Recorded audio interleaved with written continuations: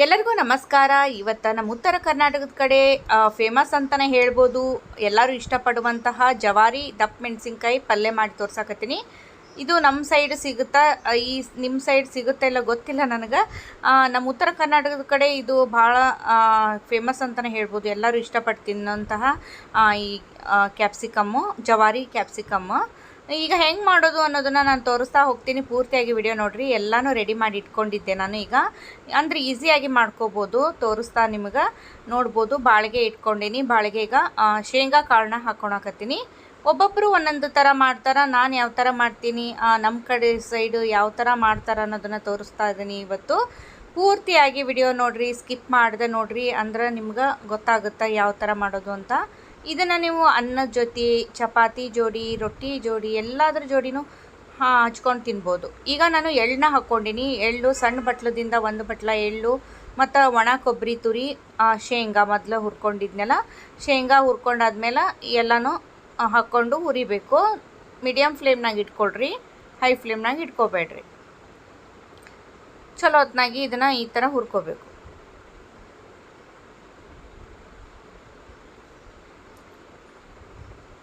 ಬಿಸಿ ಬಿಸಿ ಜೋಳದ ರೊಟ್ಟಿ ಜೋಡಿ ಇದನ್ನು ತಿಂದುಬಿಟ್ರೆ ಇದೊಂದು ಪಲ್ಯ ಇದ್ರೆ ಸಾಕು ನೋಡ್ರಿ, ಸಖತ್ತಾಗಿ ಟೇಸ್ಟ್ ಇರುತ್ತೆ ಅಂತಲೇ ಹೇಳ್ಬೋದು.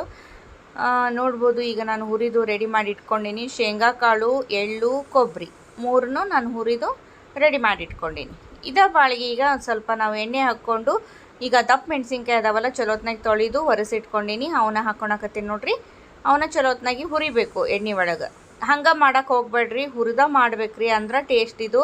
ಹುರಿದೇ ಮಾಡಬೇಡ್ರಿ, ಚಲೋ ಇರಲ್ಲ. ಅದ್ರ ಸಂಬಂಧ ಟೇಸ್ಟೂ ಚೆನ್ನಾಗಿ ಬರೋದಿಲ್ಲ. ತುಂಬ ಚೆನ್ನಾಗಿರುತ್ತೆ ಈ ಪಲ್ಯ. ಒಂದು ಸಾರಿ ನಾನು ತೋರಿಸಿನಲ್ಲ, ಅದೇ ಥರ ನೀವು ಮಾಡಿಕೊಂಡು ಏನನ್ನಿಸ್ತು ಅನ್ನೋದು ಕಮೆಂಟ್ ಒಳಗೆ ತಿಳಿಸ್ರಿ. ನೋಡಿರಿ, ಎಣ್ಣೆ ಹಾಕ್ಕೊಂಡು ಹುರೋಣ ಅಂತಿದ್ನ. ಮೊದಲೆಲ್ಲ ಖಾರವಾಗಿ ಬರ್ತಿದ್ವು. ಇತ್ತೀಚೆಗೆ ಇವು ಖಾರ ಕಡಿಮೆ ಇರ್ತಾವೆ. ಹಿಂಗಾಗಿ ಬೀಜ ತೆಗೆಯಂಥ ಅವಶ್ಯಕತೆ ಇರಲ್ಲ.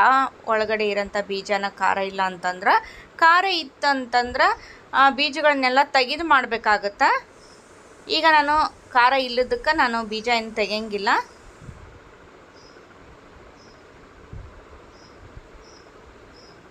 ಎಣ್ಣೆ ಹಾಕ್ಕೊಂಡು ಇದನ್ನ ಹುರಿಯೋಣ ಅಂತ.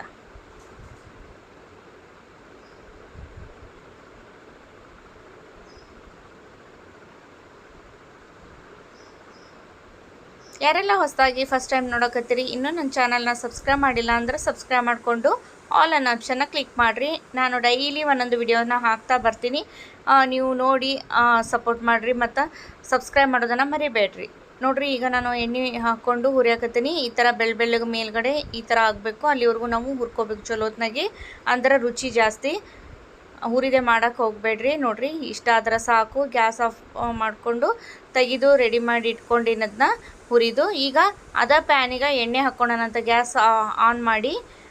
ಈಗ ನೋಡ್ಬೋದು, ಎಣ್ಣೆ ಸ್ವಲ್ಪ ಜಾಸ್ತಿನೇ ಹಾಕ್ಕೊಳ್ರಿ. ಯಾಕಂದ್ರೆ ಎಣ್ಗಾಯಿ ಅಂತಂದ್ರೆ ಎಣ್ಣೆ ಪ್ರಮಾಣ ಸ್ವಲ್ಪ ಜಾಸ್ತಿ ಇರಬೇಕು.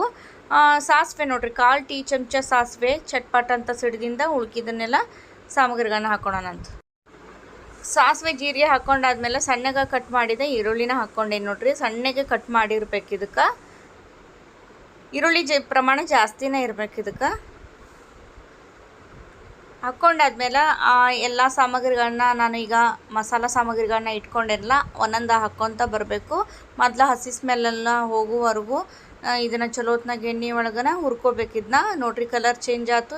ಈ ಟೈಮ್ನಾಗ ನಾವು ಎಲ್ಲ ಮಸಾಲ ಪೌಡ್ರ್ಗಳನ್ನ ಹಾಕ್ಕೊಂಡನಂತ ರುಚಿಗೆ ತಕ್ಕಷ್ಟು ಉಪ್ಪು ಹಾಕ್ಕೊಂಡೀನಿ.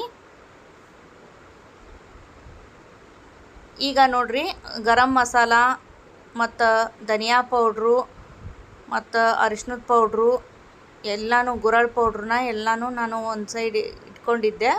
ಅವನ್ನೆಲ್ಲ ಹಾಕ್ಕೊಂಡೇನಿ. 1 ಟೇಬಲ್ ಸ್ಪೂನಷ್ಟು ನಾವು ಎಲ್ಲನೂ ತೊಗೋಬೇಕು. ಆಮೇಲೆ ಹುಣಸೆ ಹಣ್ಣನ್ನು ನೆನೆಯಾಕಿಟ್ಟಿದ್ದೆ, ಹುಣಸೆ ಹಣ್ಣಿನ ರಸನ ಹಾಕ್ಕೊಳಕತ್ತೀನಿ.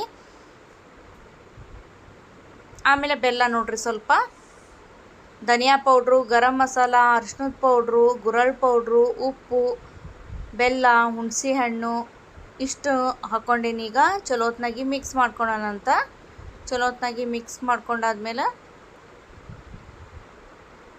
ಒಂದು ಸ್ವಲ್ಪ ಇದನ್ನ ಬೇಯಕ್ಕೆ ಬಿಡೋಣಂತ. ಮತ್ತು ಇನ್ನು ಪುಡಿ ಮಾಡೋಕೆ ರೆಡಿ ಮಾಡಿ ಇಟ್ಕೊಂಡಿದ್ನಲ್ಲ, ಅದನ್ನು ಪುಡಿ ಮಾಡ್ಕೊಂಡು ಬಂದೆ ನೋಡ್ರಿ. ಶೇಂಗಾ ಮತ್ತು ಒಣ ಕೊಬ್ಬರಿ, ಎಳ್ಳು ಮೂರೂ ಒಂದು ಸ್ವಲ್ಪ ನೀರೊಳಗೆ ಮಿಕ್ಸ್ ಮಾಡಿ ಇದ್ರೊಳಗನ ಸೇರಿಸ್ಕೊಂಬಿಡೋಣ ಒಗ್ಗರಣೆ ಒಳಗೆ. ಇದು ಹಾಕೋದ್ರಿಂದ ತಿಕ್ನೆಸ್ ಬರುತ್ತಾ, ಗ್ರೇವಿ ಚೆನ್ನಾಗಿ ಬರುತ್ತಾ, ಮತ್ತು ರುಚಿನೂ ಭಾಳ ಚೆನ್ನಾಗಿರುತ್ತೆ. ಹೀಗಾಗಿ ಮತ್ತು ಅನ್ನದ ಜೋಡಿ ನೀವು ಸಾರಿನ ಅವಶ್ಯಕತೆನೇ ಇರಲ್ಲ. ಸಾರು ತಿಂದು ತಿಂದು ಬೇಜಾರಾದಾಗ ಈ ಥರ ಎಣ್ಗಾಯಿ ಪಲ್ಯ ಮಾಡ್ಕೊಂಡು ಬಿಟ್ರೆ ಸಾಕು ನೋಡ್ರಿ. ಬಿಸಿ ಬಿಸಿ ಅನ್ನಕ್ಕೆ ಈ ಥರ ಎಣ್ಗಾಯಿ ಪಲ್ಯ ಹಾಕ್ಕೊಂಡು ತಿಂತಾಯಿದ್ರಿ ಏನು ಹೇಳ್ತೀರಿ, ಅದ್ರ ರುಚಿ ಸಖತ್ತಾಗಿರ್ತೈತಿ. ಮತ್ತು ಬಿಸಿ ಬಿಸಿ ಜೋಳದ ರೊಟ್ಟಿ ಜೋಡಿ ಸಖತ್ತಾಗಿರ್ತೈತಿ ಈ ಪಲ್ಯ. ಚಲೋತ್ನಾಗಿ ಮಿಕ್ಸ್ ಮಾಡಿಕೊಂಡು ಕುದಿಯಕ್ಕೆ ಬಿಡೋಣ ಅಂತ ಸ್ವಲ್ಪ ನೀರು ನೋಡ್ಕೊಂಡು ಹಾಕ್ಕೊಳ್ರಿ.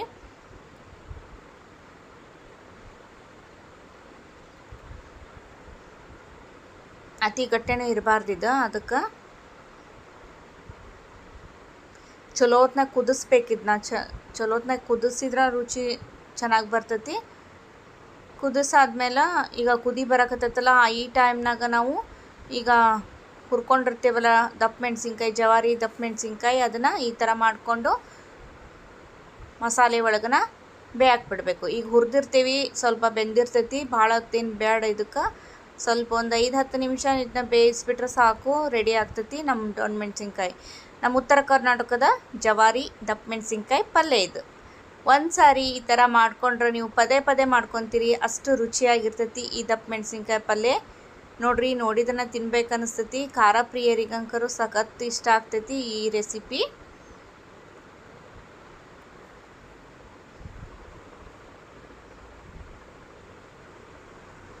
ಬೆಂದ ಮೇಲೆ ನೋಡ್ರಿ, ಒಂದು ಸ್ವಲ್ಪ ಕೊತ್ತಂಬರಿ ಸೊಪ್ಪನ್ನ ಹಾಕ್ಕೊಂಡು ಈ ಥರ ಒಂದು 5-10 ನಿಮಿಷ ಬೇಯಕ್ಕಿಡಬೇಕು. ಒಂದು 5-10 ನಿಮಿಷ ಬೆಂದ್ರೆ ಸಾಕಾಗ್ತೈತಿ. ಆಯ್ತು ನೋಡ್ರಿ, ಈಗ ಇಷ್ಟ ಆದ್ರೆ ಸಾಕು. ರುಚಿಕರವಾದ ದಪ್ಪ ಮೆಣಸಿನ್ಕಾಯಿ ಪಲ್ಯ ರೆಡಿ ಆಕತಿ. ಇನ್ನೇನು ಊಟ ಮಾಡೋದು, ಬಿಸಿ ಬಿಸಿ ಅನ್ನದ ಜೋಡಿ, ಬಿಸಿ ಬಿಸಿ ಜೋಳದ ರೊಟ್ಟಿ ಜೋಡಿ. ನೋಡಿದ್ರಲ್ಲ, ಮತ್ತೆ ಮುಂದಿನ ರೆಸಿಪಿಂದಿಗೆ ಸಿಗೋಣ್ರಿ. ಅಲ್ಲಿ ತನಕ ನಿಮ್ಮೆಲ್ಲರಿಗೂ ನಮಸ್ಕಾರ ರೀ.